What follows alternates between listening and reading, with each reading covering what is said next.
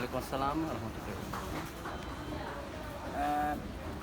রায়হান শাহ, আমরা জানি যে আপনি একটা দরবারের দায়িত্বে আছেন গদ্দিন সিং পীর সাহেব হিসাবে, এবং এর মাঝামাঝি বিভিন্ন রাজনৈতিক সংগঠনের সাথেও জড়িত আছেন এবং বিভিন্ন রাজনৈতিক সংগঠনের বিভিন্ন দায়িত্ব আছেন।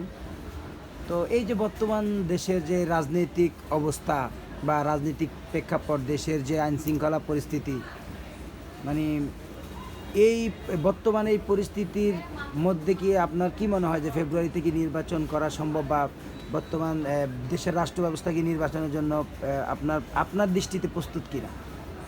ধন্যবাদ। প্রথম কথা হচ্ছে বাংলাদেশের যে পরিস্থিতি, এই পরিস্থিতিতে নির্বাচন হওয়াটা বড় কথা নয়, ডক্টর ইউনূস থাকবে কিনা সেটা হচ্ছে বড় কথা। ডক্টর ইউনূস থাকবে না সেটা হচ্ছে বড় কথা।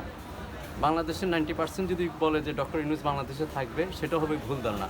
ডক্টর ইউনূস থাকবে না আর ডক্টর ইউনূস থাকবে, এটা আমাদের দুইটা শব্দ। তো প্রথম শব্দটা হচ্ছে যদি দেশের শান্তি শৃঙ্খলা বজায় থাকে, দেশের রাজনৈতিক পরিবেশ পরিস্থিতি, সামাজিক পরিবেশ পরিস্থিতি সব কিছু মিলাই যদি কোনো দেশটাকে শান্তি থেকে, তো ডক্টর ইউনূস থাকবে।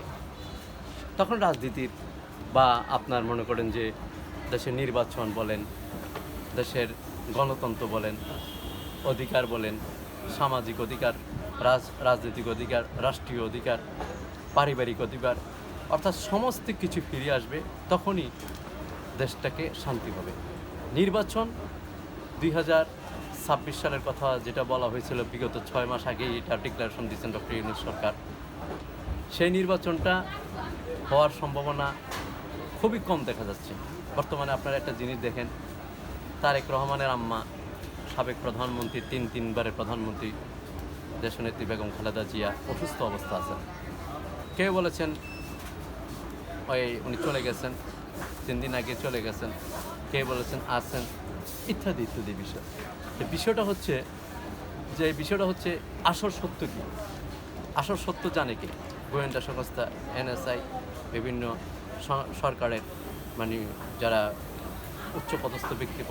এখানে রায়হান শাহ, আপনার কাছে আমার আরেকটা প্রশ্ন, সেটা হচ্ছে যে বেগম খালেদা জিয়া তিনি জীবিত আছেন বা মারা গেছেন, এই বিষয়টাকে গোপন রাখা, এটার সাথে রাজনীতির কি সম্পর্ক হইতে পারে? এই ধরনের সম্পর্ক না, এখানে শেখ হাসিনা খালেদা জিয়া মারা গেছেন কি গেছেন না, গোপন রাখছেন কি রাখছেন না, সেটা আমার বলার কোনো এখতিয়ার নেই। কারণ আমি রাষ্ট্রের কেউ নয়, আমি রাষ্ট্রের কর্ণধার নয়। আপনি একজন রাষ্ট্রের নাগরিক হিসাবে আপনার কারণটা কি মনে হতে পারে? সাংবাদিক, আমার কথা হচ্ছে আমি রাষ্ট্রের কেউ নয়, আমি গোয়েন্দা সংস্থা কেউ নয়, আমি NSI নেই, কেউ নয়। আমি একজন নাগরিক হিসেবে বলতেছি, যদি এরকম হয়ে থাকে, যদি গোপনীয়তা থাকে, সেটা রাষ্ট্র এটার দায়ভার নেবে। আর যদি গোপনীয়তা না থাকে, সেটাও দায়িত্ব রাষ্ট্রই নেবে। এটার পক্ষে বিপক্ষে বলার কথা বলার অধিকার আমার নেই। আমি আমার অবস্থান থেকে যেটা বলতে চাচ্ছি সেটা হচ্ছে, নির্বাচন প্রসঙ্গে যে কথা এসেছে, নির্বাচন হবে কি হবে না সেই সন্দেহ গত 29শে নভেম্বর আপনারা ইউটিউব চ্যানেলে দেখেন, ঢাকা ইঞ্জিনিয়ারিং ইনস্টিটিউশনে যে বিশাল সম্মেলন হয়েছিল, কনভেনশন হয়েছিল, সেখানে প্রায় আপনার 50,000-এর উপরে মানুষ হয়েছিল। সেখানে আমি বক্তব্য রেখেছিলাম, সেখানে আমি একই কথা বলেছি, আপনি ইউটিউবে দেখবেন যে নির্বাচন হওয়া যে বিষয়টা দেশের 90% লোকগুলি সন্দেহ প্রকাশ করছে, সেই সন্দেহটাই প্রকাশিত হবে। এই সন্দেহটাই মনে করেন যে মানুষের মধ্যে দ্বিধাদ্বন্দ্ব সৃষ্টি করেছে।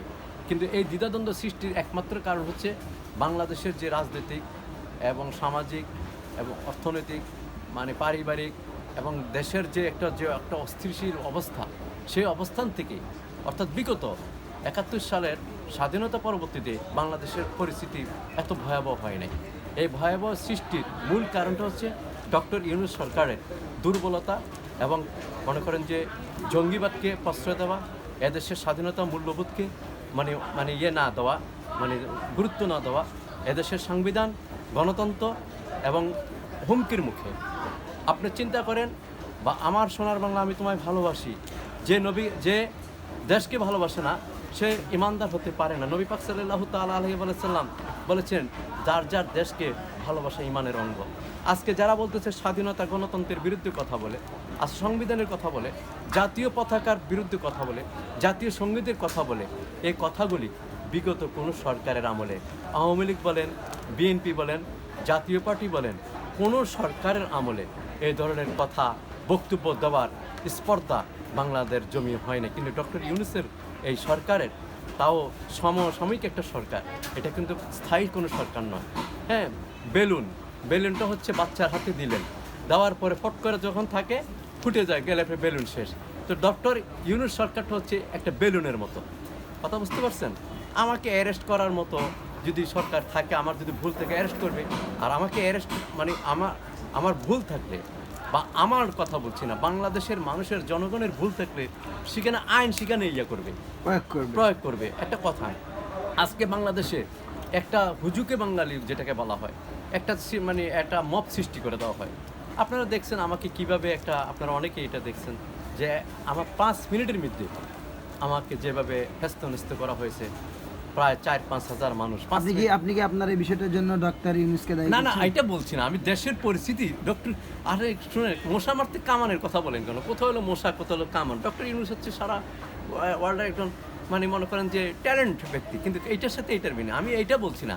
আমি বলতেছি কি, সরকার যদি কোনো তার মুষ্টিবদ্ধ হাত নিয়ে, সরকার যদি গণতন্ত্রের হাত নিয়ে, সরকার যদি কোনো মানবতার হাত নিয়ে, সরকার যদি কোনো নিরাপত্তার হাত নিয়ে, সরকার যদি জনগণের পক্ষে কাজ করত, সঠিকভাবে যদি কোনো জনগণকে মূল্যায়ন করত, তাহলে মনে করুন যে আজকে এই জিনিসটা এতটুকু এই সরকার, মানে দেশ এত অধঃপতনে যেত।